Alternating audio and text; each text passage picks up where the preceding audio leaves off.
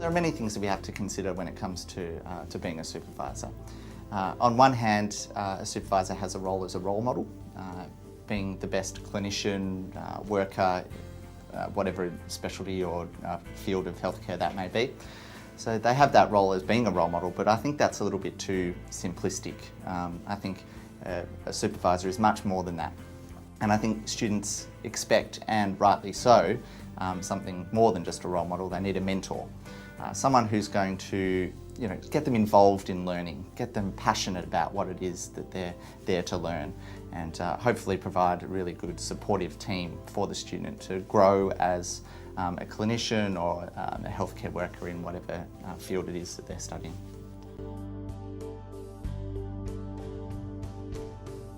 Getting students actively involved can be difficult. Traditionally, most teachers or supervisors have been a bit more observational of their teaching with students, so that in general practice, for example, we'll have the students sitting in on the consult, watching it, rather than actively participating. That's still a valid learning technique, but I think if we can get students more actively involved, that would be great. The best way to do that is to get students in on the ground, get them doing their own thing, and that can be letting the students run their own consults in a separate room or with you in the room together. I think that's fantastic at getting students to be more participatory in their training. Teachers really need to kind of explain their reasoning behind decisions and management plans that they come up with. That's often a challenge because we automate a lot of things. I know as a GP I have an automated response often for a lot of the conditions that I see. So it's really important that I take the time to explain to my students how I've come to my decision. And there's lots of resources out there to help you learn more about that, and I would encourage people to do that.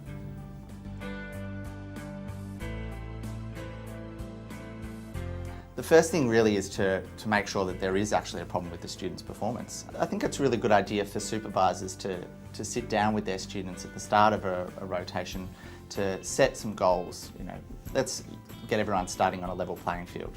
One, this will help kind of prevent those underperforming student issues because students will know what's expected of them. And my students tell me this all the time, that they wish their supervisors had just set some goals for them at the start of whatever attachment they were doing.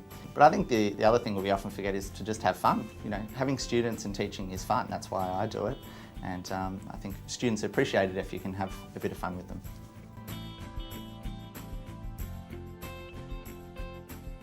So there's a few key things that I'd like people to take away from today's talk.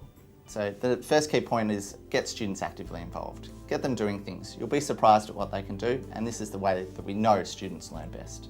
Number two is explain your clinical reasoning. Students really want to know how it is that you've come up with whatever management plan or diagnosis that you've come up with. Number three, set goals at the start of each and every clinical rotation. I think that's really important. That way everyone's on the same playing field.